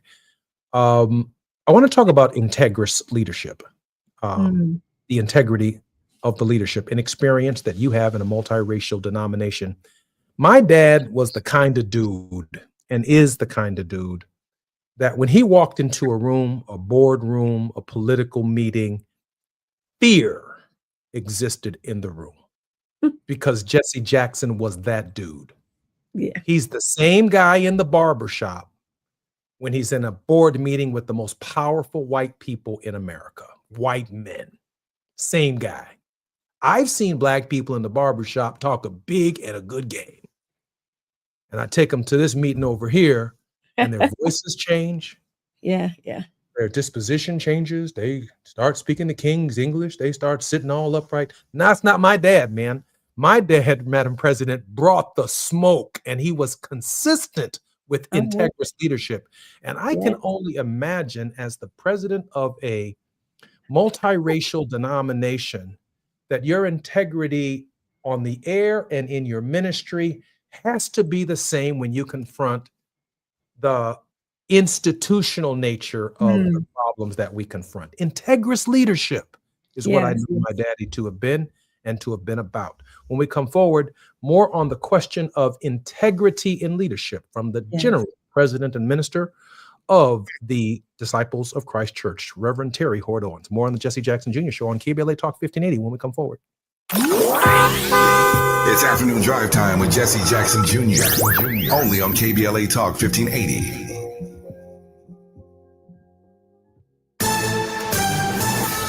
I'm Amber Payton with BIN News Now. Former President Barack Obama says the country is in a dark place, blasting President Trump's immigration policies and claims of fake crime waves at a Norfolk, Virginia rally for Democrat Abigail Spanberger. He's deploying the National Guard in American cities, claiming to stop crime waves that don't actually exist. Obama also campaigned in New Jersey for Mike Sherrill in another tight governor's race. More than a dozen violations were reported on the first night of Black Washington, D.C. Mayor Muriel Bowser's new juvenile curfew. The 11 p.m. to 6 a.m. rule, lasting through November 5th, follows recent incidents of disorderly teen behavior, including a large Halloween crowd in Navy Yard. Rapper Nicki Minaj is thanking President Trump for speaking out on Christian persecution in Nigeria, calling his remarks powerful. Trump warned of cutting aid or military action if attacks continue. Get BIN News Now on demand 24/7 on the iHeartRadio app. Compassion sponsorship means food, healthcare, education, and most of all, being known, loved, and protected. There are thousands of kids waiting over a year. End their wait. Sponsor a child with compassion today. Text the word radio to 83393. This is the KBLA Sports Minute with Ray Richardson. The Lakers are 5-2 after beating the Miami Heat Sunday night, 130-120. 29 points for Luka Doncic, 26 for Austin Reeves. The Lakers may have found their instant offense off the bench. Forward Jake LaRavia, signed as a free agent in the offseason, dropped 25 in 35 minutes. LaRavia made 10 of 13 shots and also had 8 rebounds and 4 steals. It's the second time LaRavia has scored 25 or more off the bench. He had 27 against Minnesota last Wednesday. The Clippers are in action tonight. They play Miami at the Intuit Dome in Inglewood.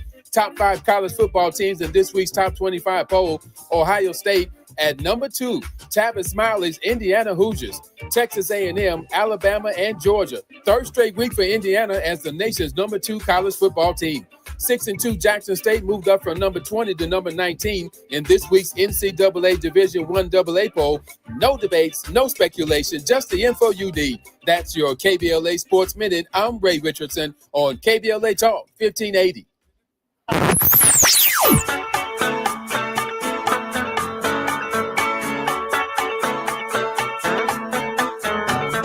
This is KBLA Talk 1580. Talk radio that's music to your ears. We're unapologetically progressive. KBLA Talk 1580. We've got a lot to talk about. Hi, I'm Zoe Williams, a.k.a. the voice of reason, encouraging you to join me weekdays from 7 to 9 p.m. for the world's most intriguing relationship radio roundtable. Every night, I facilitate and encourage our loyal listeners to participate in the most engaging relationship discussions you'll hear anywhere. So make it a point to rendezvous with me, Zoe Williams, the voice of reason, Monday through Friday, 7 to 9 p.m. Pacific Standard Time. Trust me, your relationships will never be the same. The VOR is on fire tonight. Unapologetically progressive. KBLA Talk 1580. We've got your black. Donald Trump has all but declared war on California, sending in the National Guard, blocking disaster relief, and cutting funds to our colleges. And now, he and Texas Republicans are trying to rig the next election by stealing congressional seats from black voters in states like Texas. They want to rig these elections, and they want the power that gerrymandering provides. Seriously, look it up. But Prop 50 is how we fight back. It gives Californians the power to fight fire with fire and beat Trump at his own game. Prop 50 creates temporary emergency congressional maps that level the playing field and protect the power of black votes. Not just in California, but across the country. Your vote matters, and the whole country is counting on California to lead. So use your vote to protect our power, our history, and our future. Vote yes on Prop 50 by November 4.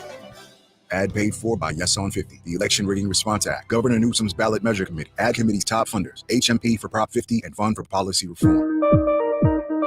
JP Morgan Chase offers tips for the local business owners in 2025. Small business landscape is ever changing, and the Los Angeles market is no exception. A startup or legacy business, revisiting your mission statement and recalibrating offerings can renew opportunities for growth and innovations. Programs like Chase for Business Coaching for Impact gives entrepreneurs access to expert guidance, helping you streamline operations, strategize your growth, and navigate complex challenges. Businesses with a clear sense of purpose can navigate any challenge effectively, but also build stronger customer loyalty. Visit chase.com/coaching for impact for more information. This segment is sponsored by JP Morgan Chase.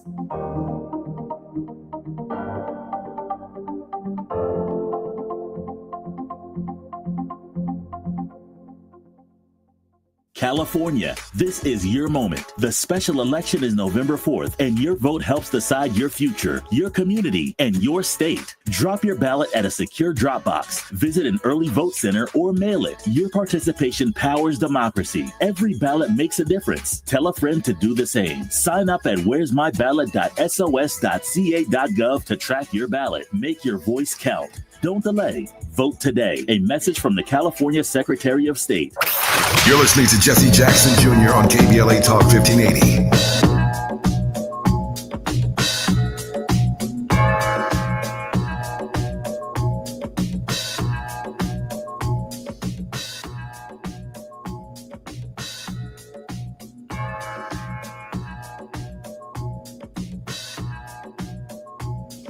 I'm Jesse Jackson Jr., listening to the Jesse Jackson Jr. Show on KBLA Talk 1580. Don't forget to download our program, which appears on this station Monday through Friday from 12 to 2 p.m. PST, 2 to 4 p.m. CST, and 3 p.m. to 5 p.m. EST. Please download the podcast. Our very special guest on Moving Mountain Mondays is none other than Reverend Teresa Terry Hord Owens, the General Minister and President of the Christian Church, the Disciples of Christ in the United States and Canada.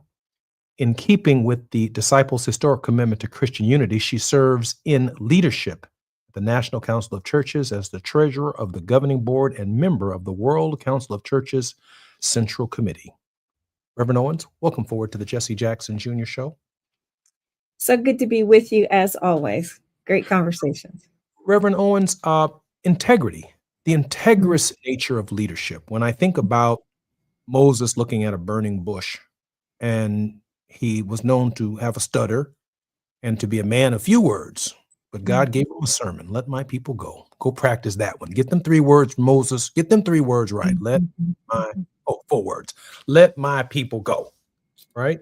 And then you think about Dr. King. Some people would like to say, well, his integrity comes from I have a dream. I think it comes from I just want to do God's will.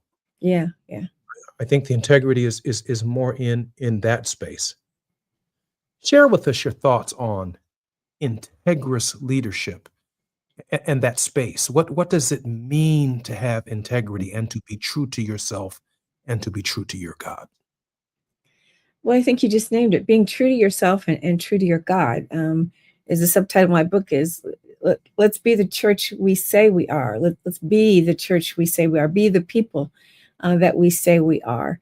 We have a lot of wonderful words and in leadership and in politics, people can craft beautiful statements and beautiful speeches. But when the rubber hits the road, people, I think, find respect for you because they see you, as you described your dad, being consistent, whether it's in the barbershop or in the meetings with your family, wherever you may find yourself. And I think as Black Americans in particular, I think the challenge is to remain true to who we are and true to our heritage and culture and not feel that we have to sacrifice that. I always say to the church, you elected a Black woman. Was born Black, gonna be Black. So you don't get points for just having elected me unless you can fully embrace all that I am. And all that I am comes with not only theological opinions, but maybe political opinions. It may come with a cadence in my speech. It may come with how I dress, the food that I eat, how I worship, the things that I care about, my sense of community, my aesthetic in life. All of those things are me. And I didn't, and I say this publicly in mixed company, so to speak, I wasn't elected to become a whitewashed or a colorized version of what preceded me. And that often in predominantly white institutions creates angst for people. They want, I see it all across our church. Oh, we're excited. Our first Black pastor. I was talking with a Black woman who's the pastor of one of our churches in the Midwest, a large white church, great endowment. Everything is okay until she, they're excited. We elected a Black woman. And then she tries to lead, right, in her way. Or then I try to, if you're comfortable with authority, then in certain circumstances, that lets us know that the narrative we have, I always say, the disciples say we want to be an anti-racist church, but our actual narrative that is often not spoken is that we're really just a predominantly white church that has decided that it wants to invite other people to the table, but we don't want to share power at the table. It's still our table. So my leadership will mean nothing unless we get beyond that notion of not only who's at the table, but who controls the table. So I would say that's probably been the sticking point with a lot of, particularly my white male colleagues, that I'm not, you can't pat me on the head and tell me what to do and put me in a corner. I will say what I think. And I'm not afraid of exercising authority. The authority in our church is not very top down, but people are used to people in this spot hedging their bets or being afraid to say X. Don't want to upset these people. Don't want to someone would say, oh, you don't want to say anything that's going to split the church. Well, I'm going to speak truth as I see it. You can't tell me that I can't do that. And I was just, was not born into a family that shied away from truth or shied away from authenticity. And I don't care if you're in the halls of Congress, if you are sitting in boardrooms, if you are in ecumenical spaces, as I often am, and even with congressional leaders, Terry's got to be who Terry is in order for Terry to have any credibility, and in order for Terry to be able to sleep at night, in order for Terry to be able to stand before her God every day and say, I tried to do what you asked me to do. I tried to stand for what was right and what was true. I think that's the only measure we can have of leadership is real authenticity. And with that must come some courage. It has to have courage laced in. I'm particularly impressed with how you defined integrity, how you defined it in the context of authenticity and courage. Mm-hmm. That when Terry Hoard Owens steps in the space, respectfully, Reverend Terry Hoard Owens, the general president of the church and general minister, when you step into the space, you bring that dynamic. Some of us lose it when we get the appointment. Some of us lose it when we get hired. Some of us, a lot of the stuff from 1619 to how we got here and only the road we trod. We don't even want to sing the Black National Anthem no more. Some of us lose it when we walk in the door, and that's troubling, isn't it, Terry? It's troubling. It's troubling. Some of us lose it even in predominantly Black institutions and organizations, but in predominantly white spaces, it's really troubling because we somehow think that we've got to somehow become compliant with a norm, and that the higher you go in success, that the only way to appear to be smart is to speak a certain way, to use a certain vocabulary. There are times when I can put on a particular affect, right, and and speak on the phone, and we all know how to do those things. But 9 times out of 10, you are catching me just like this. And I will stop in the middle of a sermon, put my hand on my hip and say something. It's just the way I choose to communicate. And I just think being authentic, Gardner Taylor really helped me, the classic Black preacher, the dean of preachers, dean of Black preachers. He defined preaching as truth through personality. And I used to think that because certain Black preachers sounded a certain way, and even there are certain women who tried to emulate sort of the cadence of male preachers, that I wasn't called to preach because I didn't sound that way and I didn't communicate that way. And it was Gardner Taylor that helped me to understand, Terry, be you. The truth that God has given you will come when you are true to yourself as you preach God's word, as you advocate for justice, as you are in the halls of justice. I've had somebody in a meeting said, well, they're still mad at you because you yelled in that meeting. Gardner Taylor. I'm sorry. I said, yelled. Yeah. I said, yelled. I said, oh, no. I said, you haven't heard yelling. I said, anybody who knows me knows that I'm pretty intense when I communicate. If I'm passionate about things, there's an intensity, and maybe it's not something that you're used to. And this was a white male senior leader in our church. And I told him in a crowd of that included people on my staff and others, white and Black. And I said, I am offended that you would lay this tired trope of the angry Black woman at my feet. You have not heard my anger. You have not seen my anger, and be glad that you have not. If I am angry, you will know it. And I was not angry. I will speak truth, and I'll do it intensely. That's just how I communicate. Anybody who knows me knows this. So if I'm doing like this or raising my hand, I'm not yelling at you. I'm just an intense communicator. But I have had that laid at me so many times. Terry, when you go in, calm down. Just pull it back a little bit. White people tell me this all the time. And it may have cost me some collegial relationships, but I'm not here to be anybody's friend. I'm here to be me and do what God has called me to do.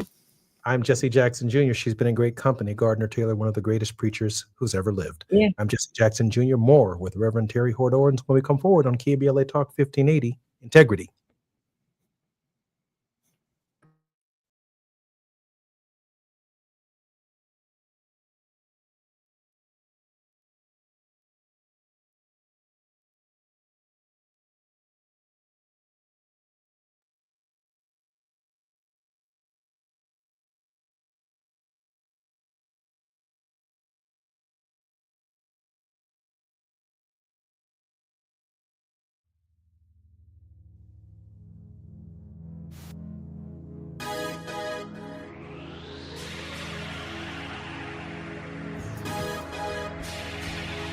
First, they tried to erase our history. The Pentagon removed training material about the Tuskegee Airmen. Arlington National Cemetery removing histories that highlighted Black veterans from its website. Then they tried to erase our jobs. Black Americans will disproportionately bear the brunt. Now they think they can erase our votes. Steal 5 congressional seats, decimating Black and brown representation. Enough is enough. I matter, my rights matter, and our future matters.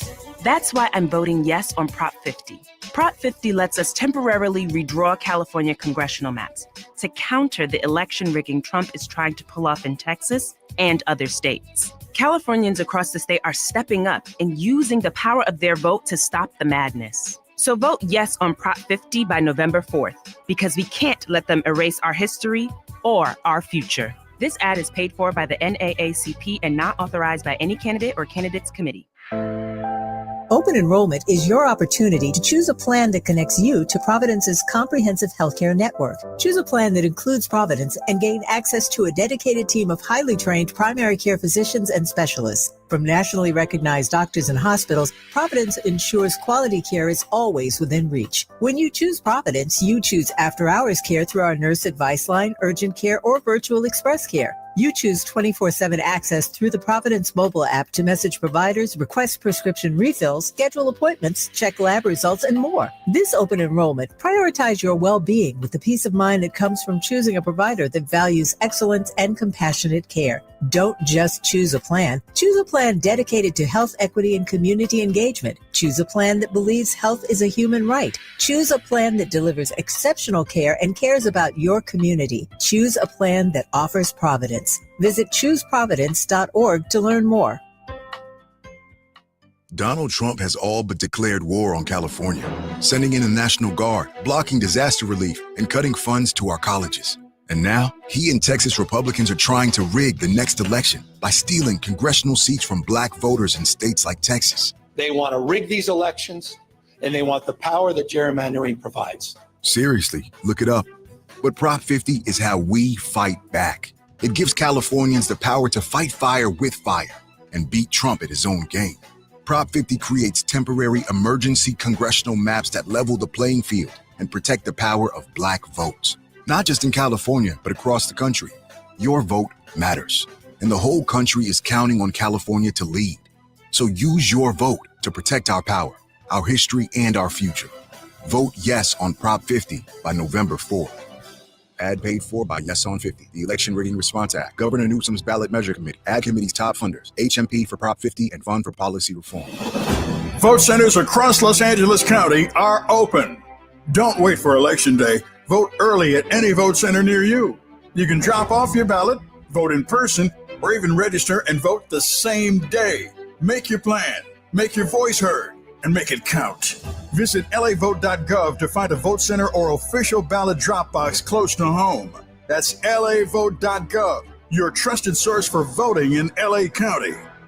Do you owe $10,000 or more in credit card debt or personal loans? With credit card debt at all-time highs, Debt Relief Advocates is urgently notifying consumers of debt relief now being made available, designed to aid consumers with out-of-control credit card debt. Those who qualify and enroll for this relief program will only have to pay back a fraction of what they owe. This is not bankruptcy or a debt consolidation loan. This is a relief program that credit card companies would rather you not know about, as it ends your debt nightmare and saves you lots of money. Consumers owing at least $10,000 in credit card debt or personal loans can now take advantage of this debt relief as the cost of living skyrockets. Debt Relief Advocates has established a relief hotline for you to call to learn what debt reduction you may qualify for, so don't wait. For this free information, call the Relief Hotline at 800-515-4493, 800-515-4493, 800-515-4493.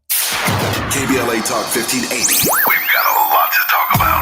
KBLA Talk 1580 reminds you, when we fight, we win. The Youth Justice Coalition is challenging America's addiction to incarceration and discrimination. YJC works to dismantle policies leading to mass incarceration, law enforcement violence, and the school-to-prison pipeline. Their approach, transformative justice, community intervention, free LA high school, legal defense, and system monitoring. YJC promotes safety without relying on prisons. Their goal, prevent system contact and help people exit the system through direct action, advocacy, and education. Want to get involved or need help? Call 323-235-4243. That's 323-235-4243. Join YJC in creating change. When we fight, we win. KBLA Talk 1580, your voice for justice. This is a community call to action from KBLA Talk 1580. If you missed the recent Left Coast Forum, then you really missed out. An insightful presentation from Professor Richard Wolff, a call to action from LA Mayor Karen Bass, an insider's view on Prop 50 and the government shutdown from Congresswoman Sidney Kamlager-Dove, and as usual, Dr. Cornel West brought down the House with a powerful closing keynote. And many of the plenary sessions were standing room only. Check out our social media posts for photos and video of what you missed at the Left Coast Forum and make plans to attend one of our upcoming events. Our next Altadena Town Hall is Thursday, November 6th, 4 to 6 p.m. at Victory Bible Church in Pasadena. We're going to interrogate SoCal Edison's settlement fund and see what's really going on with this fire recovery program. And our KBLA Talk 1580 Community Health and Wellness Fair is Saturday, November the 8th, 10 a.m. to 2 p.m. right here in Lemert Park at Catch at Audubon Middle School. All the details about these upcoming events can be found at our website, KBLA1580.com. So thanks again to all those who supported the Left Coast Forum, and a special thanks to our partners this year. The LA Progressive, the Empowerment Congress, Community Coalition, Southwest Voter Registration Education Project, Partnership for Growth, UTLA, LA Care Health Plan, Black Progressive Action Coalition, St. John's Community Health, the National Lawyers Guild, the Weingart Foundation, and the Liberty Hill Foundation. I can't believe how spotless my floors look after using the Swiffer Power Mop. No more dragging around a heavy mop and messy bucket. Now I get the same deep clean without all the work. Thanks to the powerful solution and scrubbing pad of the Swiffer Power Mop, dirt and grime don't stand a chance, and I don't break a sweat. Mic drop. Mop drop. Swiffer Power Mop. Swiffer Power Mop.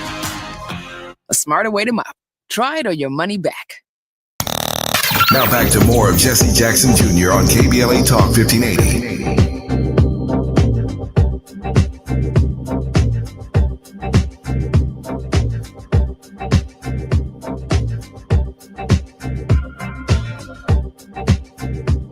I'm Jesse Jackson Jr. Welcome forward to the Jesse Jackson Jr. Show on Wednesday. A dream deferred. Jesse Jackson and the fight for Black political power. Our very special guest will be CNN anchor Abby Phillip. Can't wait for that program. Awesome. And I just got confirmation for tomorrow's show that OG Rick, the host of the original OG's podcast from the west side of Chicago, will have spend an hour with us. We'll talk about overcoming adversity and how to achieve success. He's from the west side of the city. His work often touches on themes of community empowerment, self-reliance, and resilience, drawing from his own experiences and those of his family. OG Rick keeps it real. He has an amazing podcast with some amazing conversations, and I'm glad that he's joining us tomorrow on KBLA Talk 1580. But in this hour, the president and general minister of the United Disciples of Christ Church, and I introduced OG Rick right before I went to the what would a lady poet type be called? A popess? Popess, yes. You're kind of a popess. I went from OG Rick out here in the street. Yeah. I have a young Hispanic scholar that he calls me his pontifex. Oh, your pontifex. Okay, I like that. Our pontifex. Going to the Latin, calls me a pontifex. Yeah. I wish I had the power of the Pope. Oh, you may have more power than the Pope. I think this guy's a White Sox fan. Anyway, and the Dodgers won that series. Yeah. I do want to ask you one more question, and obviously at the end of our program, we always leave you with an amazing word of hope for our listeners. I want to go back to this question of integrity because everybody's running for office, and yet the turnout is increasingly lower. There is this question as to whether or not people believe in their leadership, and authenticity is something that you talked about. You talked about courage and obviously consistency over time. Obviously tied to the concept and the idea of integrity. And the will of God, God's role in all of this, obviously a factor, if not the predominant factor for those of us of faith. I'm thinking in this moment that the American people are struggling with not just leaders in a resistance, but whether or not we can trust them with what remains of this system, of this experiment. Our producer put in the comments that integrity is the presence of truth in all circumstances. She also writes, the quality of being honest, have strong moral principles, moral uprightness is part of that definition. President, your opine on that. And then, of course, your word of hope. Oh, we have 2 minutes. A quick answer. I'll be quick. I'll pray for precision of speech here. Walter Brueggemann, one of my favorite quotes from him, and we sadly lost him to glory earlier this year. He says that truth is the emancipatory vocation of the church. Truth telling is the emancipatory vocation of the church. And I hold that because I do believe it has to be present in every circumstance. And we can't just make a thing because we want a thing. We have to name problems and we have to speak truth, not only to power, but we have to speak truth in the midst of things. And I think that if we step back from our ability to choose our leaders and to have our voices heard, and if we step back thinking, oh, we can't trust them, let's agree on what direction we're going to go or who we're going to put our bets on and move forward. The book of Nehemiah, where the cupbearer to the king is very close to the king and gets the word that the walls are coming down and gets permission to go back and help to rebuild the city. And the people see the success he is having against all odds with getting the people aligned to stand on the walls and build. And they try to do a couple of things. They try to divide them and create lies and distract them and try to make it seem like they can't get the work done. And then they tried to distract the leader and the people by saying, no, come with us, come over here and talk with us. And Nehemiah is like, no, I have to stay with this work. And so I think our hope is that we have to stay with the work. We have to stay with the work. Stay with the work. I'm Jesse Jackson Jr. on KBLA Talk 1580. More next Monday with the Reverend Terry Hort Owens when we come forward. KBLA 1580 Santa Monica.